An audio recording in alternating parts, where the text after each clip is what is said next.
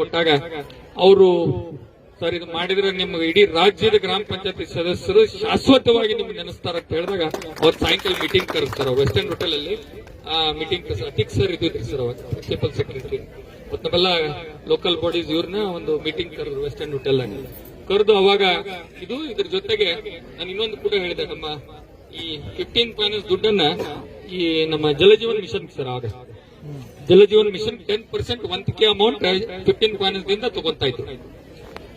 ಇದು ಸೇಮ್ ಉತ್ತರ ಪ್ರದೇಶದಾಗ ಅಲ್ಲಿ ಆಗ ಚುನಾವಣೆ ಇತ್ತು, ಅಲ್ಲಿ 1,000 ಕೋಟಿ ರೂಪಾಯಿ ಏನ್ ಮಾಡಿದ್ರು ಸರ್ಕಾರದಿಂದ ಈ ಜಲಜೀವನ್ ಮಿಷನ್ ಕೊಟ್ಟಿದ್ದಾರೆ ಸರ್. ಅದನ್ನು ಕೂಡ ನಾವು ಅವ್ರ ಗಮನಕ್ಕೆ ತಂದೆ ಸರ್, ಇದು ನಿಮ್ದೇ ಸರ್ಕಾರ ಅಲ್ಲಿ ಕೂಡ ಉತ್ತರ ಪ್ರದೇಶದಾಗ ಐತಿ, ಇಲ್ಲಿ 1,000 crores 1,000 ಕೋಟಿ ರೂಪಾಯಿ ಇವತ್ತು ಅಲ್ಲಿ ಸರ್ಕಾರದಿಂದ ಬರೀ ಸರ್ ನೀವು ನೋಡಿದ್ರೆ ಇಲ್ಲಿ ನಮ್ಮ ಗ್ರಾಮ ಪಂಚಾಯತಿ ಸದಸ್ಯರ ದುಡ್ಡನ್ನು ತಗೊಳ್ತಾ ಇದ್ರಿ. ಇದರಿಂದ ಗ್ರಾಮ ಪಂಚಾಯತಿಯಲ್ಲಿ ದುಡ್ಡು ಇರಲಾರ ಸರ್, ಕೆಲವೊಂದು ಗ್ರಾಮ ಪಂಚಾಯತಿಯಲ್ಲಿ ಕರೆಂಟ್ ಕಟ್ ಮಾಡ್ಕೊಂಡು ಹೋಗಿದ್ರು. ಕರೆಂಟ್ ಬಿಲ್ ತುಂಬಲಕ್ ಆಗದೆ, ಯಾಕಂದ್ರೆ 15 ಫೈನಾನ್ಸ್ ದುಡ್ಡೆಲ್ಲ ಇದಕ್ಕೆ ಹೋಗ್ಬಿಡ್ತಿತ್ತು.